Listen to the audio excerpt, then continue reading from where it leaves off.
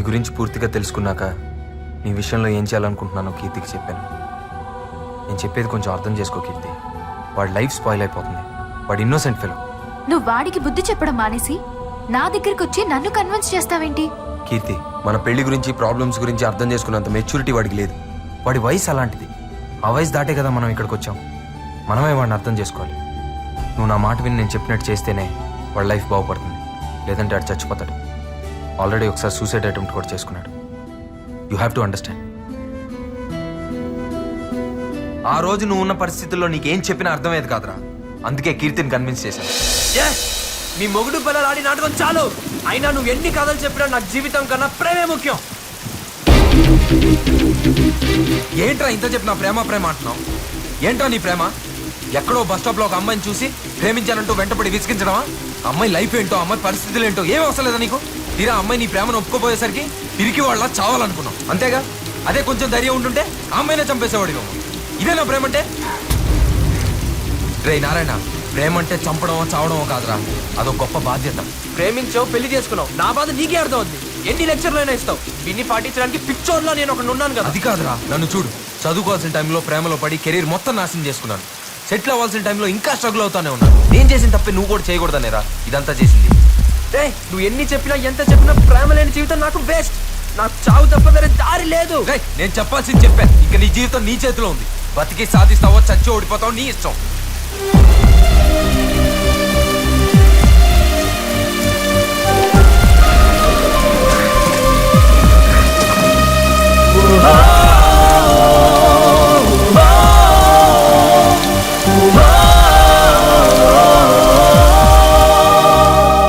కీర్తి ఎక్కడున్నావు? అర్జెంట్ కలవాలి.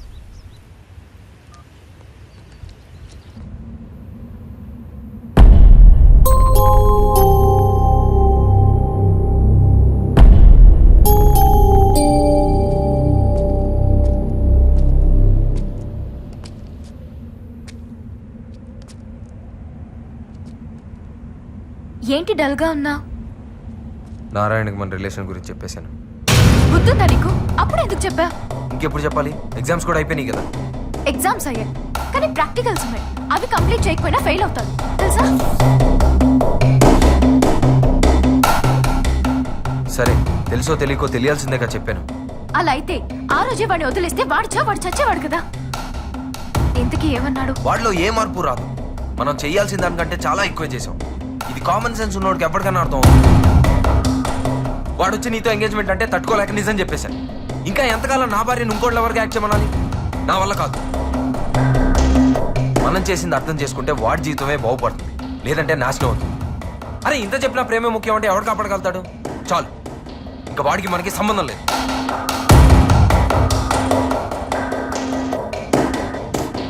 మనకే చాలా ప్రాబ్లమ్స్ ఉన్నాయి, ముందే సాల్వ్ చేసుకుందాం.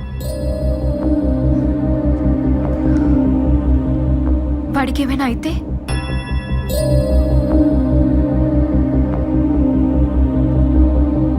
మన ప్రయత్నం ఫెయిల్ అయినట్టే. కార్తీక్ నన్నే ఉద్ధరించాడు. పడిపోతున్న నాకు చెయ్యని తెచ్చి మళ్ళీ అక్కడే వదిలేశాడు. ప్రేమలో ఫెయిల్ అయిన నేను జీవితంలో ఏం సాధించాను? నిన్నలో ఉన్న ఆనందం రేపులో లేదు.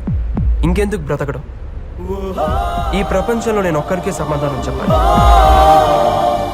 నన్ను క్షమించు నాన్న. మై డియర్ లిటిల్ సోల్జర్స్, యుద్ధానికి బాగా ప్రిపేర్ అవుతున్నట్టుంది. ఇంతకీ నారిగడేట్రా? ఇంటికెళ్ళి ఉంటారా? అన్ని చూసి రాసేది కదరా, ప్రాక్టికల్. ఎవరి మటుకు వాళ్ళు చేసుకోవాలి. తెలుసు బే.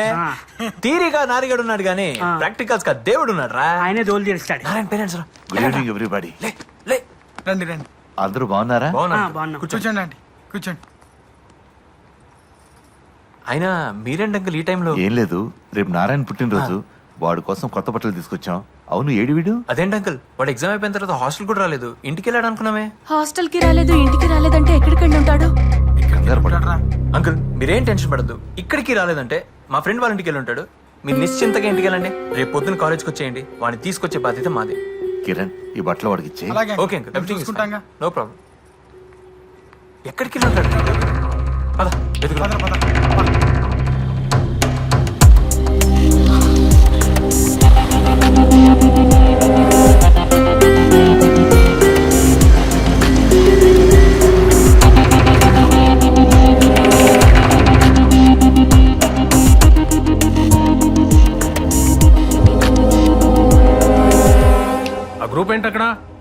నమస్కారం సార్. ప్రభాకర్ గారు నమస్తే నమస్తే. ఏంటి ఇలా వచ్చారు? నిన్నటి నుంచి నాన్న కనపడడం లేదండి. ఆ? ఇవాళ వాడికి ఏదో పరీక్షలంట. అవును ఇవాళ ప్రాక్టికల్స్. మీరంతా ఏంటి ఇక్కడ ల్యాబ్కి వెళ్ళండి వెళ్ళండి. ఏంటి సార్ ఎక్కడికి వెళ్ళి ఉంటాడు? అదే మాకు తెలియడం లేదండి. ప్రాక్టికల్స్కి రాకపోతే ప్రాబ్లమే. ఎక్కడికి వెళ్ళి ఉంటాడు?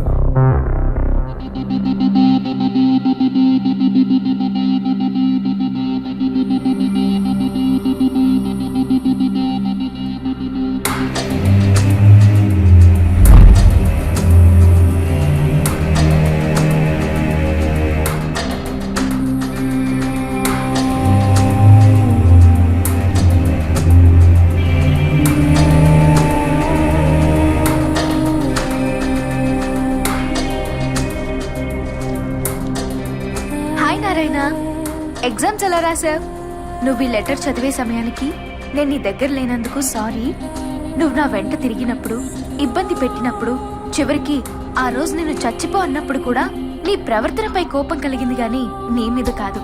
నీ గురించి కార్తిక్ ద్వారా తెలుసుకున్నాక నా వల్ల నీ కెరీర్కి ఇబ్బంది కలగకూడదని కార్తిక్ కోరుకున్నట్టు ఫైనల్ ఎగ్జామ్స్ వరకు నిన్ను డిస్టర్బ్ చేయకుండా స్నేహంగా ఉన్నాను. కేవలం నీకోసమే మా ఇద్దరి రిలేషన్ తెలియకుండా దాచిపెట్టాం.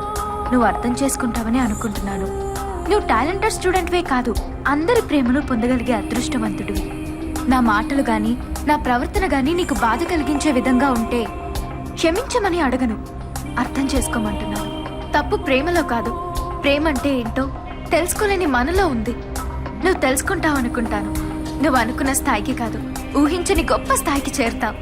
నీ మంచిని కాంక్షిస్తూ, నీ విజయాన్ని ఆకాంక్షిస్తూ, పుట్టినరోజు శుభాకాంక్షలతో congrats and all the best.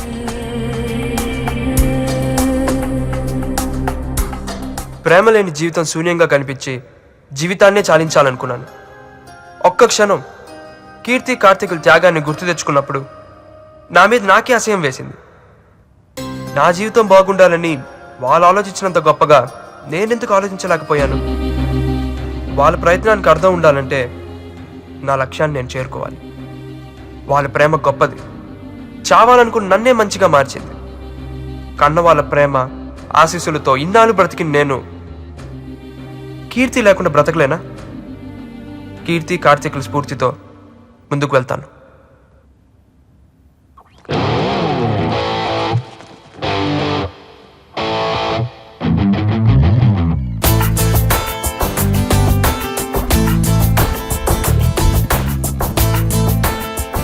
Narayana నువ్వు కనిపించట్లేదని నీ పేరెంట్స్ కంగారు పడుతున్నారు. నైట్ అంతా ఏమైపోయావు? సార్ అది సరే ప్రాక్టికల్స్ ఎలా చేసావు? బాగా చేశాను సార్. Final result? డెఫినెట్గా బ్యాచ్ టాపర్ నేనే సార్. ఐ నో వెళ్ళు, పేరెంట్స్ నీ కోసం కంగారు పడుతున్నారు. నాన్న ఏమిటి నాన్న అది? నేనంతా ఏమైపోయావు? ఎక్కడికి వెళ్ళిపోయారా? నేను రాత్రంతా ఎంత టెన్షన్ పడ్డామో తెలుసా? రై ఆ కార్తీక్ ఏమైనా ప్రాబ్లం క్రియేట్ చేశాడా? కార్తిక్ దేవుడు రా, ఇప్పుడే వస్తాను నాన్న. హలో హలో అన్నయ్య, ప్రాక్టికల్స్ ఎలా చేసావు? చాలా బాగా చేశాను. నెక్స్ట్ ప్లాన్ ఏంటి? ఇంకేముంది, జాబ్లో జాయిన్ అయ్యి గేట్కి ప్రిపేర్ అవడమే. All the best. థ్యాంక్స్ అన్నయ్య.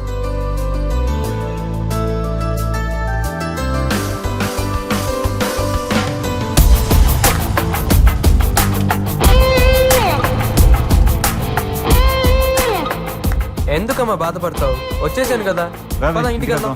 రేపు పదరా. రే అన్నట్టు ఈ రోజు విష్ చేస్తాం చాలదు, అందరూ ఇంటికి వచ్చి భోంచాలి. పదండి.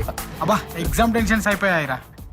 Every year, InfoWorld honors senior IT executives who have demonstrated creative, effective leadership in inventing, reproposing, managing, and deploying technology-disciplined organization. This year, our company employee, Mr. Narayana Swamy, has achieved this award. Thank you, sir. Good evening, everybody. Today, I'm very proud in receiving this award, and I'm very much thankful to my chairman, Mr. Mari Lakshman Reddy. Personally, I would like to share a few words. See you. Behind every successful man, there is a woman. But in my case, there is a couple. A couple who taught me what life is. And I'm very much thankful to my parents and who all helped me to what I am in this stage. Thank you.